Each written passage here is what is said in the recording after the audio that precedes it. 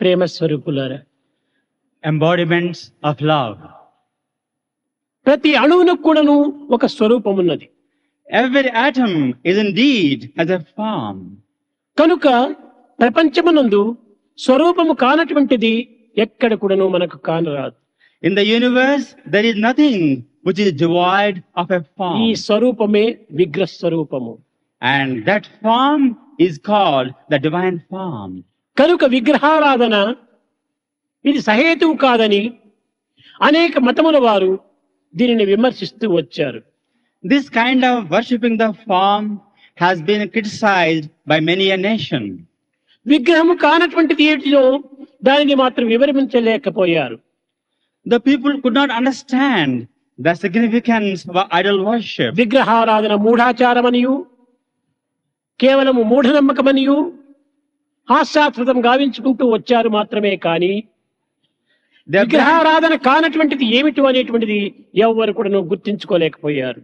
They simply branded idol worship is a kind of foolish nonsense, but they could not understand the mystery behind that.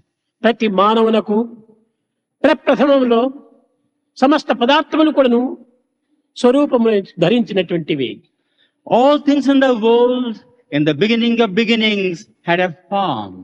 దైవం అనగా ఏదో ఒక్క ప్రదేశమునందు మాత్రమే కాక ఒక్క వ్యక్తి యందు మాత్రమే కాక సర్వత్రా ఉన్నాడనేటువంటి యొక్క సమచిత్తాన్ని, సమభావాన్ని, సమైక్యతను గుర్తించుకోలేకపోయారు. The people failed to understand that God is resident everywhere and all pervasive. ఇది మైక్ This అని is- నేను వేరుతో చూపుతున్నాను. I point out my finger and say this is a mic. Mic ను చూసిన తర్వాత వేలుతో నీకు అవసరం లేదు. When you see the mic, you need not indicate with a finger. ఇది పువ్వు అని చూపుతున్నాను. I point out and say this ఈ is పువ్వును a చూపిన flower. తర్వాత చూచిన తర్వాత వేలుతో నీకు అవసరం లేదు. Once you see the flower before you, I need not indicate the finger. Finger అది is not- కెమెరా అని చూపుతున్నాను.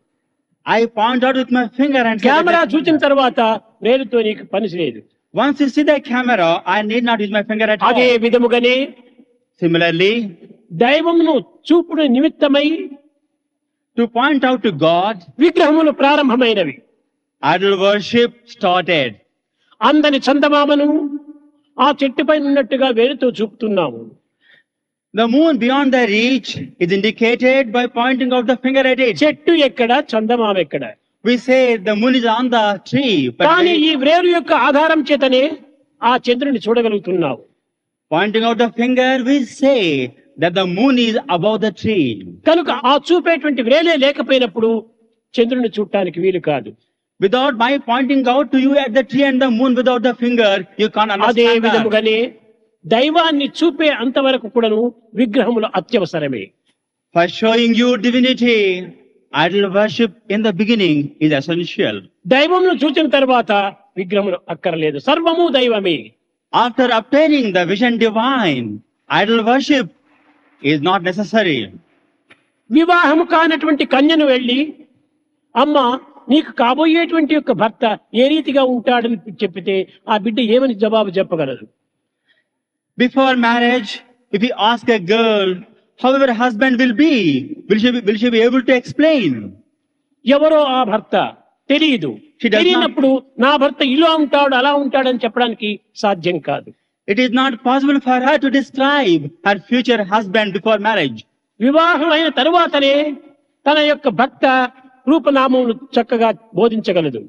Only after marriage she can find out the form and the అదే name of the విధముగానే husband. భగవంతుని ఆరాధనలు సలిపిన తరువాతనే, అర్పితము గావించుకున్న తరువాతనే, అనుభవం చేకూరిన తరువాతనే దైవత్వం ఇట్టిది అట్టిదని చెప్పడానికి సాధ్యమవుతుంది.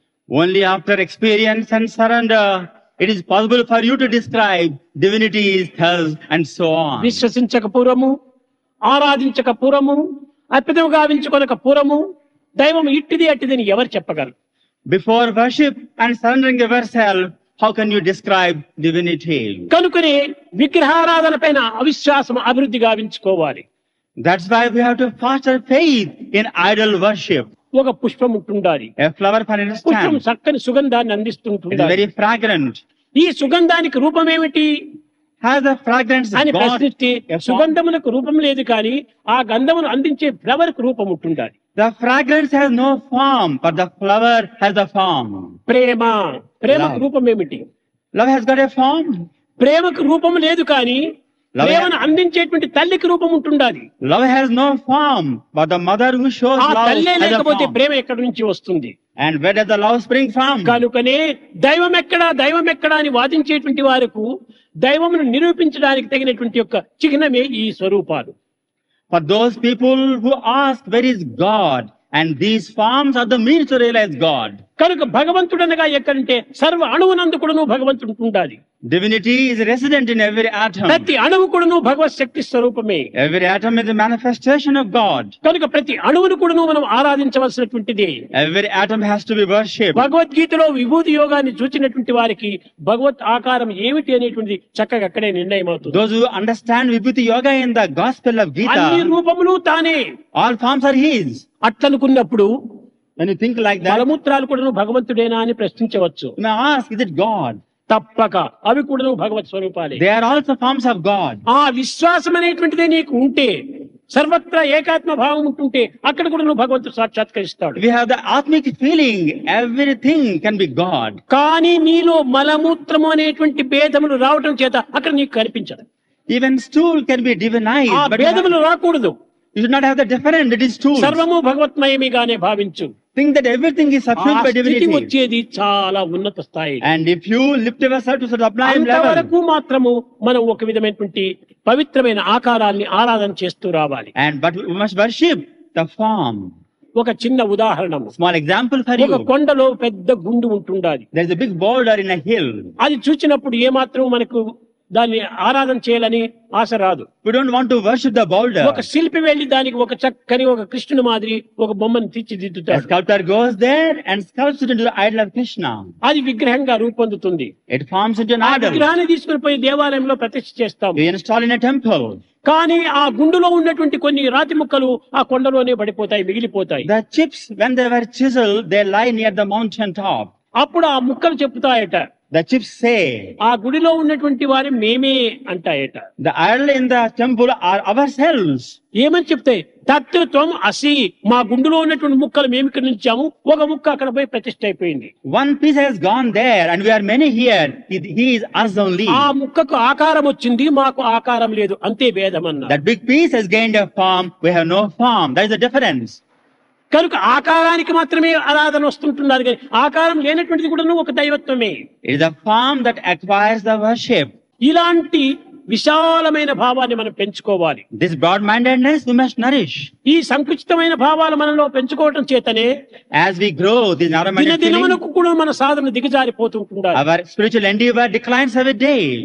మనం అభివృద్ధి కావచ్చుకోవాలనుకుంటే When we want to develop, సర్వము దైవస్వమే. everything is manifestation దైవత్వము of God. కానటువంటిది లోకంలో మరొకటి లేదు. There is nothing that is not divine in the ఈ world. విశాలత్వాన్ని మనం పెంచుకోవాలి. This broad-mindedness we should cultivate. అన్నిటికీ మన భావమే కారణము. Feeling is the cause for దేవుడు this. ఉన్నాడంటే ఉన్నాడు, When you say God is there, it is లేడంటే there. లేడు. When you say no, it is no. ఇవి రెండు కూడా నువ్వు భావంలో మార్పే కానీ They are based on the feeling. మరొకటి నష్టమేమి లేదు. There is no other loss to us. కనుక విశ్వాసమే మన యొక్క ఆరాధన.